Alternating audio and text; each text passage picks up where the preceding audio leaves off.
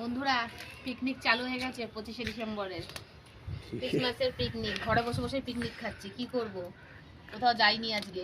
কাঠের উনানে একটু অন্যরকম অ্যাডভেঞ্চার। বাবা, তো উনান মানে কাঠের উনান। কাঠের উনান নে, যে হাঁসের ডিম বসে গেছে, সেদ্ধ হচ্ছে, রান্না হবে হাঁসের ডিম। আর ওই যে ওখানে ভাপা চিংড়ির বড়া, আচ্ছা ডাল, আর ওই যে লাউ শাক তরকারি হবে সব।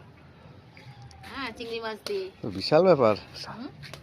হ্যাঁ, মাংস না, কারণ মাংসটা আজকে হচ্ছে না, মাংস আবার অন্যদিন করবো।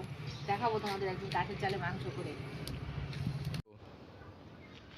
ভাত হয়ে গেল, ছোটখাটো পিকনিক আমাদের তিনজনার বন্ধুরা। এই যে দেখো ভাতও হয়ে এসছে, ডিম সিদ্ধ হয়ে গেছে।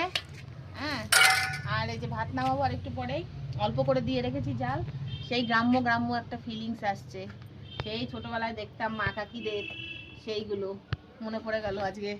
একটু করলাম, একটু মানে অন্যরকম অভিজ্ঞতা। কোনোদিন আমি এই ইয়েতে করিনি, মা কাকিরা করতো, কিন্তু আমি কোনোদিন করিনি। আজকে একটু শখ হলো আমার, শখের জন্য বসলাম। তা এই যে ডিম সিদ্ধ হয়ে গেছে, ভাতও হয়ে গেল, এবার এই ডিমের ঝোলটা আর লাউ শাকের তরকারিটা আর একটু চিংড়ি মাছের বড়া ভাজবো, তাহলেই হয়ে যাবে, তাহলেই খেতে বসে যাবো। আর ছোটোখাটো পিকনিক আমাদের তিনজনার। ঠিক আছে, চিংড়ি মাছ ভাজা হচ্ছে, এই যে লাউ শাকের তরকারি, চিংড়ি মাছ ভেজে নিই, তারপর তরকারি বসাবো। লাউ শাকের তরকারি হচ্ছে, এই যে নুন হলুদ পড়ে গেছে তরকারিতে, এবার জল দিয়ে একটু সেদ্ধ হবে। এই যে দেখো বন্ধুরা, লাউ শাকের তরকারি কমপ্লিট। পিটালি দিয়ে নিয়েছি, একটু আটা ছিটিয়ে নিয়েছি, এবার নামাবো। এই দেখো একদম মাখা মাখা তরকারি, চিংড়ি মাছ দিয়ে, ধনেপাতা দিয়ে, সব সবজি দিয়ে চিংড়ি মাছের বড়া হচ্ছে, ছেঁচড়া পোড়া করে। বেশি তেল দেওয়া যাবে না, তাই কি হবে, তাই।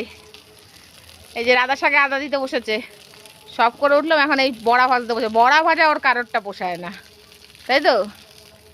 এই বড়াটা নিজেই ভাজবে, এই যে আরও ভেজেছে, তবে বেশি খাবো না, অল্প খাবো, আবার কালকে খাবো, তাই তো। কি আছে, বাবা বিশাল ব্যাপার।